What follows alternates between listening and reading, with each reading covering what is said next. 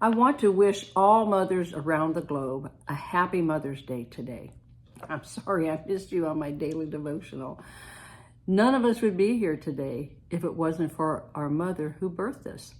Although some of us never had opportunity to meet our birth mother, God chose her to bring you forth, okay? So some women were not physically able to bear children, like some of the women in the Bible, which we're going to discuss, they were barren. So some of our mothers, they were not able to bring forth their own children, and therefore they adopted children. And God entrusted these little ones into their hands, okay? So they are equally important in the raising process of the child. Birthing a child gives you the title of mother, but raising the child gives you the experience of motherhood. There's a difference in that. God has a plan for everyone. No baby is a mistake. He sent each one forth from his presence at the perfect time to accomplish what great deeds he has for them in the earth for his kingdom. It was a great honor to care for God's babies. That's what a mother's job is. It's her honor to care for those children. And he chose them, both the father and the mother, to nurture these children, whether they're natural or whether they're adopted. God chose each one. So I want to take some time and look at some women in scripture, mothers, okay? And I have 8 of them that I selected, and you can probably think of more. But the first one, they all had a significant role to play in the history of mankind. So the first one, of course, would be Eve. She's the mother of history, the first mother in history of the world. Scripture says she's the mother of all living. And although she's best known for her disobedience to God, none of us would be here today if God had not ordained her to birth her first 3 sons, Cain, Abel, and Seth. The second one is Sarah. Sarah was barren, yet at the perfect time, God opened her womb and brought forth the child of promise, Isaac. And this would fulfill God's promise to Abraham, that he would be the father of many nations. It seemed impossible, but Sarah was 90 years old when she had Isaac. But God states in Genesis 17 that Sarah would become the mother of nations, with kings of peoples descending from her. Oh, that's quite a promise. You can think also to yourself, what promise has God made you? Okay, have you fulfilled that yet? There's probably many young women who have been told that they were going to have children. And when I would say, I take what God would say and let somebody else confirm it, but hear what God is saying, okay? So don't give up on your promises. The third one is Hannah. Hannah was also barren, yet she birthed Samuel at the appointed time. She was in the temple and God heard her prayer. And in a year, she had Samuel. Her promise was that she would bring that child to the temple and he would live there. So after he was weaned, she brought him there. Hannah, and of course Samuel became, the prophet, and not one word that he spoke fell to the ground. Hannah was a virtuous woman. Through her obedience, God gave her 5 more children. Jochebed, she birthed Moses. And she's a picture of courage, determination, faith, and trust. This was at the time he was born, at the time when Pharaoh was killing all the young male babies. But she knew that there was a destiny that this baby boy of hers was going to fulfill. So even though she was putting her life at risk, she preserved his. Rebecca, she was the mother of twin boys, Jacob and Esau, and they represented the 2 nations. Remember, she knew she had 2 nations in her womb. So she had the wisdom, insight, and discernment. She helped Jacob to deceive Isaac, and therefore he received the birthright, and he became the father of the 12 tribes of Israel. Then there's Elizabeth. She was married to Zechariah the high priest, and she was a cousin of Mary. Elizabeth was barren also, but in her old age, she birthed John the Baptist.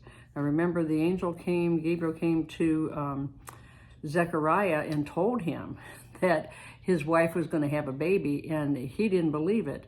Remember, he then became mute until after the time the baby was born. But Luke 1 says that Elizabeth, she was righteous and she walked blameless before God. And to me, I kind of feel like she represents the Proverbs 31 woman. Another barren woman was Samson's mother. Now, we don't know her name. It just says she's the wife of Manoah. But she had an angelic visitation, which really set her course to raise her son as a Nazarite with a Nazarite vow. He could have no wine, no anything from the grape. He could never cut his hair, and he wasn't allowed to be around dead bodies. So, but I feel she had the fear of the Lord and obedience, love, and compassion. Because she did try to guide him, even though he went his own way later. She really did a good job in raising him as a Nazarite. And then the last one I have here, number 8, was Mary.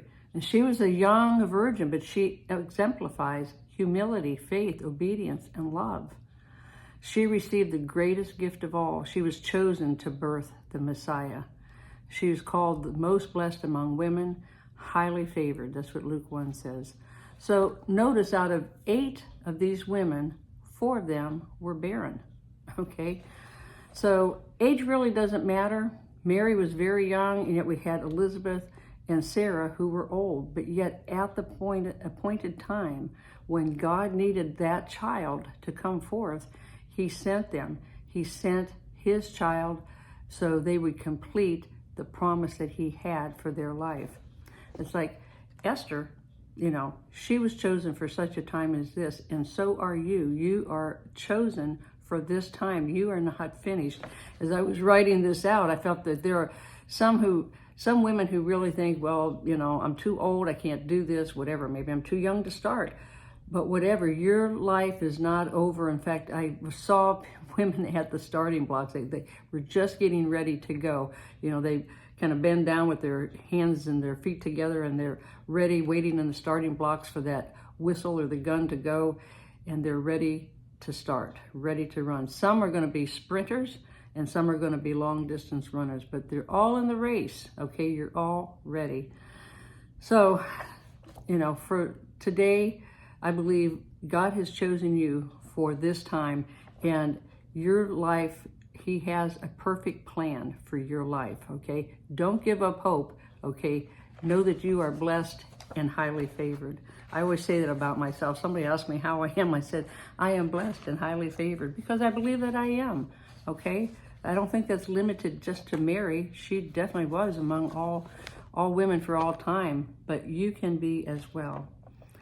Now, something I wanted to address, because I felt the Lord really impressing this on me as I was writing, there's a lot of disconnect between parents and children, and this happens in every generation.